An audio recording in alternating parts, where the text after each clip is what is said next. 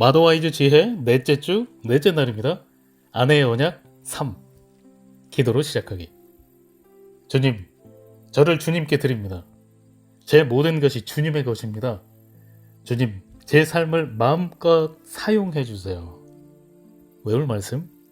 사무엘이 이르되 여호와께서 번제와 다른 제사를 그의 목소리를 청종하는 것을 좋아하심같이 좋아하시겠나이까. 순종이 제사보다 낫고 듣는 것이 순장의 기름보다 나으니. 사무엘상 15장 22절. 피 흘림. 오늘은 언약의 7단계 중 마지막 3단계를 살펴볼 것이다. 5번째 단계는 모든 단계 가운데 가장 구속력 있고 신성한 단계다. 피 흘림이야말로 언약을 확인하는 확실한 방법이기 때문이다. 피 흘림은 언약의 관계로 들어가기 위해 꼭 필요한 과정이다. 창세기 15장 10절과 17절에서 아브라함이 언약 제물을 둘로 잘라 피를 내고 하나님이 직접 그 제물 사이로 지나가셨던 것처럼 성도들은 언약의 형제인 예수님의 피 흘림과 찢긴 몸을 통해 하나님과 관계를 맺어야 한다. 이 원리를 우리의 결혼 서약에 적용해보자. 결혼식장에서 언약을 맺는 두 가족 사이의 통로를 따라 신랑과 신부가 걸어가는 행위는 언약의 5번째 단계에 해당한다. 이 통로는 피의 언약을 맺는 통로다. 아브라함을 위해 찢긴 짐승을 둘로 나누어 피의 통로 양쪽에 놓으셨던 것처럼 당신의 가족과 남편의 가족이 서로 반대편에 앉아 그 사이에 통로가 생겼다.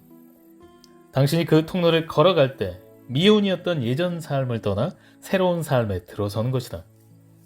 이것은 당신의 인생을 영원히 변화시킬 발걸음이었다.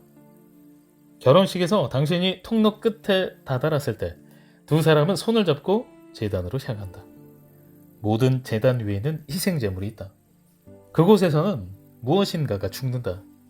당신은 결혼식 제단에서 무엇이 죽는지 또는 누가 죽는지 생각해 본 적이 있는가?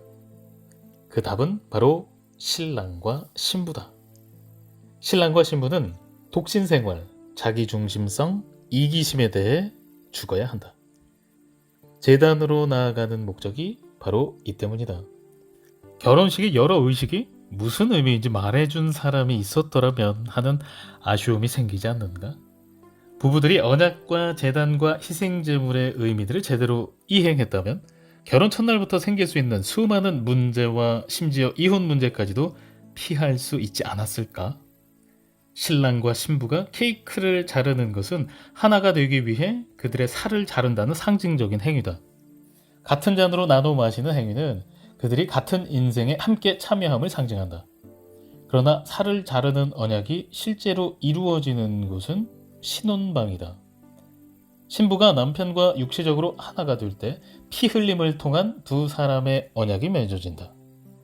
과거의 많은 문화권에서는 신부의 부모가 초야를 치른 후 딸의 처녀막이 찢어져 흘린 피가 스며든 신방의 이불을 자랑스럽게 공개했다. 중동의 많은 지역에서는 여전히 이런 습관이 시행되고 있다고 한다. 이런 관습이 묘사된 신명기 22장 13절에서 17절을 읽으라. 언약에 관한 내용을 공부한 후 울면서 나를 찾아온 여성들이 많았다. 그들은 첫날 밤에 처녀의 몸이 아니었다는 죄책감을 울면서 고백했다. 혹시 당신도 이 경우에 해당하는가?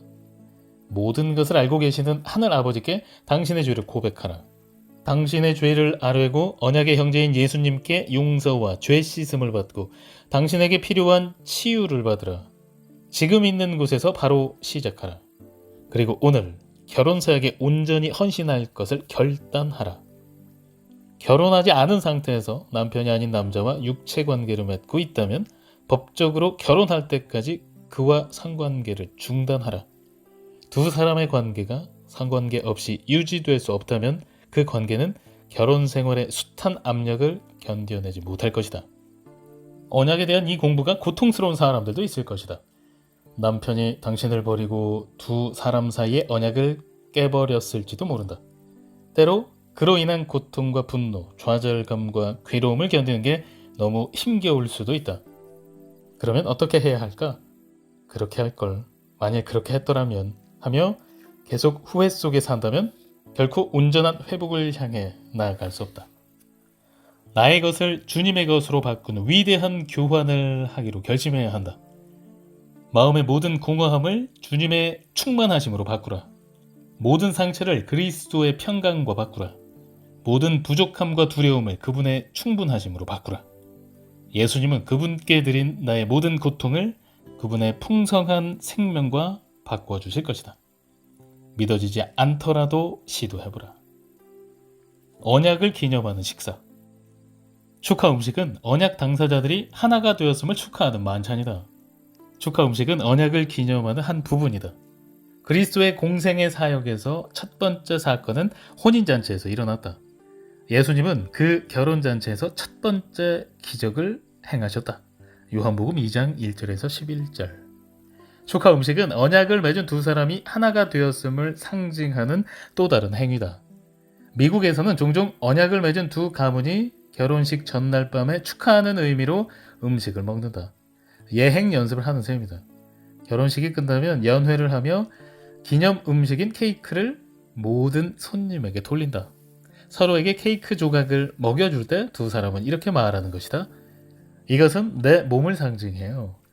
당신이 이것을 먹으면 당신이 내가 되고 당신이 내게 먹여주면 나는 당신이 되는 거예요. 신랑과 신부가 결혼식에서 하는 일들에 이런 의미가 담겨 있는지 알고 있었는가? 기념비 세우기. 예로부터 두 언약 당사자는 서로 간의 언약을 영원히 기념할 기념비를 세웠다. 종종 언약을 상징하기 위해 기념공원을 만들기도 하고 기념 식수를 심기도 했다. 때로 돌 무더기를 쌓아 언약을 기념한 적도 있었다.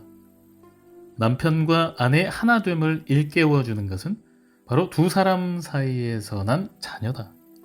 자녀는 두 사람이 하나가 되었다는 증표다. 앞으로 6, 7주에서 자녀와의 관계를 공부하면서 부부간의 언약으로 맺은 관계가 자녀를 통해 어떻게 확장되는지, 그 언약의 핵심인 자녀가 온 세상에 어떻게 증거되는지 보게 될 것이다. 기도로 마치기. 주님, 우리 자녀들을 통해 하나님 나라가 이 땅에 확장되기를 원합니다. 우리가 주님의 사랑과 진리를 미처 전하지 못한 사람들에게 우리 자녀들이 나아갈 수 있기를 기도합니다.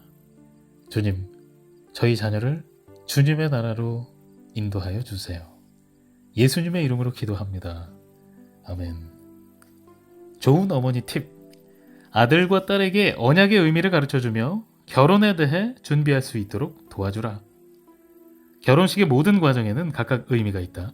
안내자들은 양가 친지들과 가족들을 서로 맞은편에 앉게 하여 언약식을 치르기 위한 환경을 만든다. 이는 창세기 15장의 언약의식에서 하나님이 아브라함에게 희생제물을 반씩 쪼개도록 하신 것과 같은 의미다. 신랑과 신부는 하객들 사이로 놓인 언약 통로를 지나간다.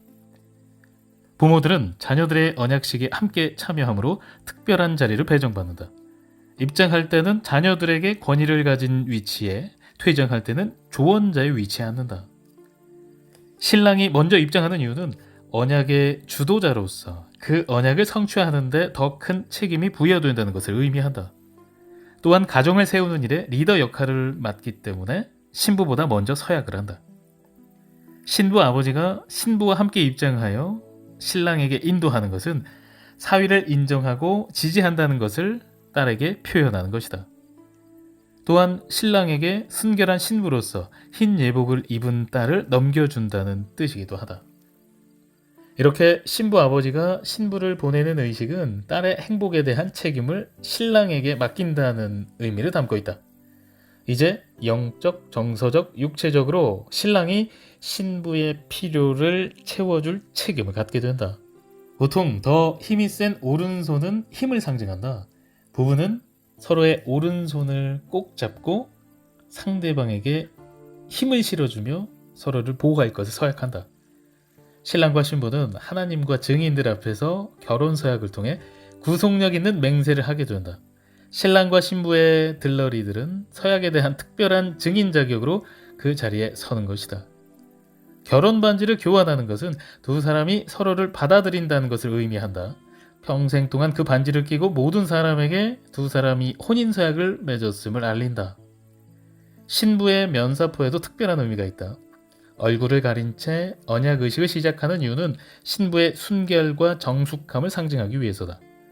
신랑은 신부에게 서약을 한 후 둘 사이를 가리고 있던 베일을 걷어올리고 신부에게 키스를 함으로써 서로에게 거리낌 없이 다가갈 수 있음을 상징적으로 알린다. 성혼 선포는 결혼 생활이 시작되었음을 상징적으로 선언하는 것이다. 부부가 되었다는 선언으로 그들의 새로운 정체성이 공식화된다. 아내가 남편의 성을 받아들임으로 가정의 리더가 남편임을 인정하는 나라도 있다.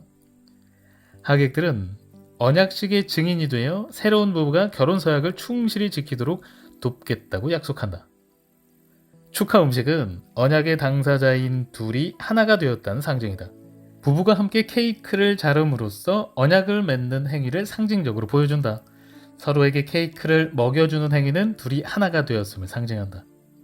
신랑과 신부 사이의 결혼 서약은 하늘의 신랑 되신 예수 그리스도와 이 땅의 신부인 교회와의 언약을 엿보게 해준다. 신랑과 신부 그리고 그 언약을 지지하는 모든 하객에게 결혼 예식만큼 중요한 것은 궁극적인 결혼 관계인 성도와 그의 구주 곧 주 예수 그리스도와의 관계다.